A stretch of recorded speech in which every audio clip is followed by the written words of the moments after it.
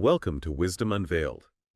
Today we're going deep, really deep, into the poetry of Hafez Shirazi. We are, yeah. And we're drawing on these fascinating conversations between Dr. Ebrahim Dinani and Dr. Esmail Mansouri Larijani. Right from the Marifat program.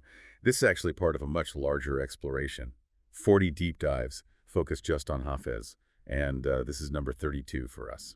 And our focus today, well, it's something really central to Hafez, I think. It's this idea of God's nearness, how incredibly close the divine is. But we miss it. Exactly, how we, often overlook that connection that's inherently there. And we're centering this around one particular, very powerful verse. Could you share it? Sure. It goes, Penelton, what's in you? I say, no, he says it's not, like, I can go, he'd sure know. So yeah, you're gonna use see all the who that treka no kid bacha the pancha.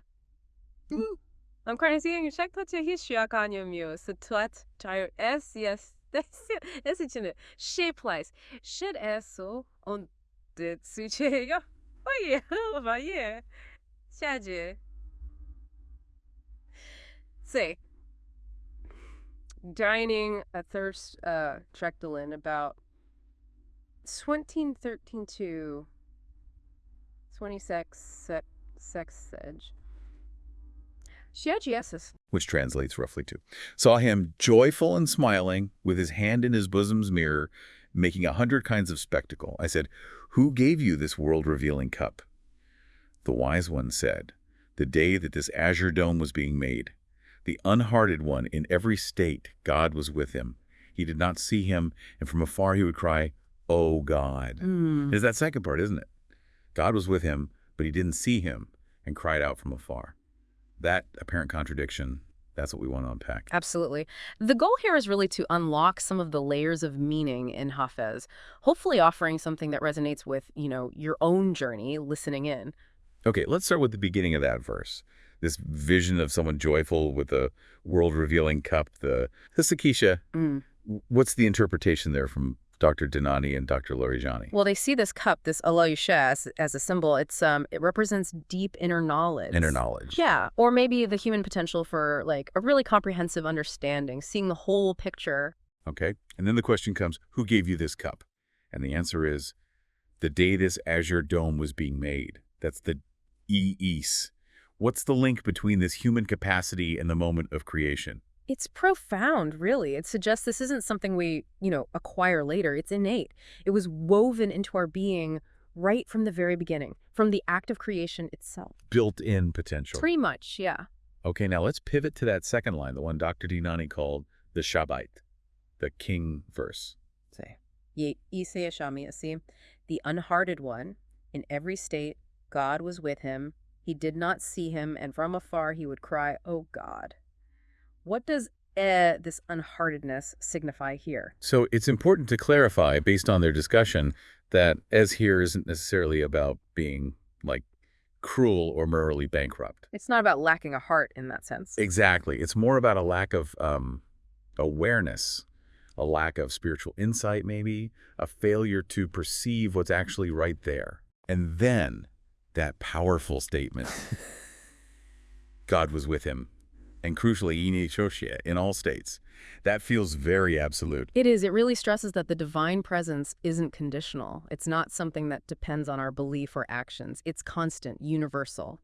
It's just there. Okay, but then the paradox hits you.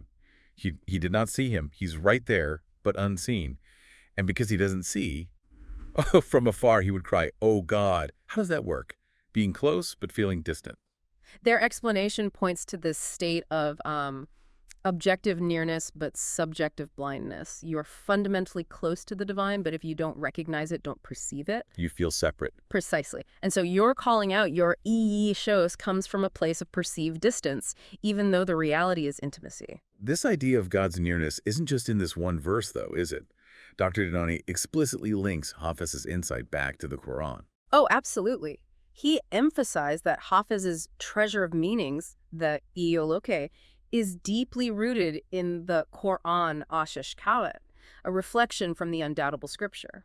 And he mentioned specific Quranic verses that echo this. Yes, he alluded directly to the verse, Ash-oge horeo, which means, and he is with you wherever you are. It shows Hafez is tapping into this fundamental Quranic principle. And wasn't there another concept mentioned about God being even closer, like between a person and their own heart? Yes. The concept Ru'an-e, he intervenes between a man and his heart. That just deepens the sense of God's incredible intimacy, sometimes closer to our core than even our own conscious self. Let's talk more about this being with, this oi as they called it. Dr. Larijani made it clear it's not like two objects sitting next to each other. Right, it's not a physical co-location. He explained it using the terms along the length versus in the breadth. Boy, okay, what does that distinction mean? Think of it this way. God isn't just alongside creation, like another item in the inventory. God is the underlying reality, the sustaining principle through which everything exists. God is in the length, the foundation, not just in the breadth, side by side. That's a subtle but really key difference. And they used a philosophical principle to help explain this, didn't they? Something about simple reality. Yes, the Kodshi-e chikahoje shiti I akodeshe. Oh, It sounds complex, I know. a little bit. Yeah, but Dr. Larijani broke it down. It means the principle of the simple reality that is all things, but is not identically one of them. It helps us understand how God can be utterly present in everything, the reality of everything, without being reducible to any single created thing. Do they offer any analogies to make that clearer? Because it is quite abstract. They did, thankfully. Dr. Larijani used examples like, God is with the table, but God isn't the table.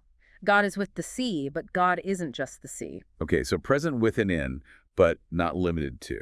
Exactly. He used terms like God's presence being encompassing and sustaining or constitutive. God grounds and upholds all reality. So God is always with us in this fundamental, encompassing way. But are we always with God? Is the connection symmetrical? That's a critical point they made. No, it's asymmetrical. God is always with us. Even, say, with someone who actively denies God. Yes, Dr. Larijani used that example. God is with the disbeliever, but the disbeliever's heart, their awareness, is not turned towards God. The witness is constant from the divine side. So the perfection isn't in God being with us, that's just how reality is, but in us becoming aware and turning towards God. Precisely. The striving, the value, the perfection lies in the human capacity to achieve that conscious connection, to be with God intentionally. This seems related to the idea of gisi, the unity of existence. How did Dr. Larijani connect that concept to this divine encompassment? He acknowledged that this divine encompassment, this sisi, definitely implies a kind of unity. But he cautioned against simplistic views. Yes, he stressed the distinction between the absolute unos, which is God, and the conditioned, which is everything else in creation. The absolute is with all conditioned things, but the condition isn't automatically with the absolute in the same total way. Okay, so back to Hafez's unhearted person. They're crying out, Unos, oh God, but they don't see this presence we've been discussing. What does this say about nearness and distance to God? It reinforces that nearness and distance aren't about physical space or time. It's about the state of the heart, the orientation of the mind. Like the intention. Exactly. That's why in religious practice, the concept of una, the intention of seeking nearness, is so central. It's about consciously directing your inner being towards the divine that is already present. Dr. Larijani also brought up the story of Pharaoh. How did that fit in? Right, well, Pharaoh famously proclaimed, "I am your highest lord." Arrogance personified, you might say. Yet, even in that state, Dr. Larijani pointed out, Pharaoh was entirely within God's encompassing presence and power. The Sichrayak, he wasn't outside of it, despite his claims. And his eventual fate, drowning, and crying out belief. I believe in the Lord of Moses and Aaron. Yes, that illustrates the ultimate, inescapable reality of that divine encompassment, even if acknowledged only at the very end. It really drives home that inescapable presence. Now, Dr. Dinani introduced another concept. The prison of the mind. What is this laiksi? Literally, the prison of crooked thinking. It refers to mental rigidity, stubbornness, preconceived notions that are misguided. And this prison prevents seeing the truth. Yes, particularly the truth of God's nearness that Hafez points to. It's fueled by ego, by ayasak, and it's dangerous because it makes you resistant to guidance, even to logical arguments. You're locked inside your own flawed perspective. He contrasted this with the Sial Sesha, the staff of Moses. What did that represent? The staff of Moses symbolized the power of clear, reasoned proof, rational argument. But even that has its limits. Exactly.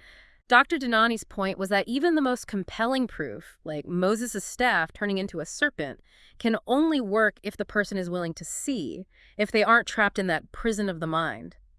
You need an open heart and mind to receive the truth. This feels like it connects to something even deeper, something primordial, the Chiano, the Covenant of Alast. Yes, precisely. Dr. Dinani brought this up. It's from the Quran, the moment when God, before creation as we know it, gathered all souls and asked, "Hoe no, am I not your Lord?" And the response. They said, "Yes, you are." So according to Dr. Dinani, this covenant wasn't made with our, everyday consciousness, but something more fundamental. Correct. He said it was established with our hina, Fitrat. You can think of Fitrat as our innate disposition, our pure inherent nature, or even pure intellect, Ahd-e. So it wasn't a contract signed on paper? Not at all. It's an inherent reality of our being established in pre-eternity, Seti. And the key insight here is that what is eternal, Seti, is always present. It's not just a past event. And the phrasing was important too, right? God asking, "Am I not your Lord?" Very important.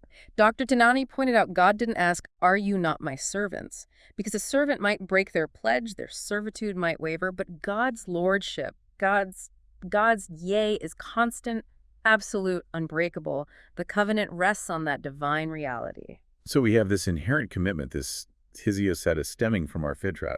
How does free will play into this? Can we break that commitment? Well, they connected commitment directly to free will. Genuine commitment implies choice. You can't be truly committed if you have no freedom. But can free will be taken away? They discussed that. They did. The argument was that even under extreme duress, the example used was having a gun pointed at your head, you still retain a fundamental choice, perhaps between compliance and death, but a choice nonetheless. Free will seems inherent to our being. So tying it all back to Hafez's verse, the unhearted person isn't someone whose fundamental nature, their Fitrat, has broken the covenant. That inherent yes is still there at the core. Exactly. Their failure to see God isn't a failure at the level of being. It's a failure of perception, a consequence of that prison of the mind, the satushe, the straying thought that obscures the ever-present reality confirmed in the Covenant of Alast. Wow. So reflecting on this deep dive into just one verse of Hafez, it really highlights the constant intimate presence of the divine.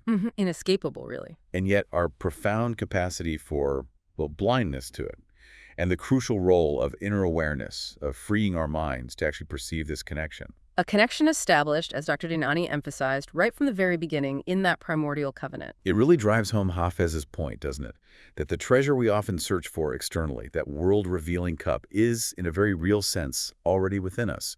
The journey is inward. Beautifully put. It's about cultivating that innate capacity, that fitrat, to see what's already there. So maybe a final thought for everyone listening. Given this profound nearness described by Hafez, this inherent connection, how might recognizing that, even intellectually at first, shift your perspective? Yeah, how might it change the way you experience those moments of feeling distant, those times you find yourself crying out, "Oh God," from afar? Could becoming aware of the nearness transform the feeling of distance? Something to definitely reflect on. Indeed. A powerful question. Thank you for joining us on this exploration into Hafez here on Wisdom Unveiled. And just a reminder, this podcast is a translation and reproduction based on conversations with Iranian philosophers like Dr. Dinani and Dr. Larijani. Some concepts or details may not be fully conveyed in translation. We do apologize for any potential discrepancies.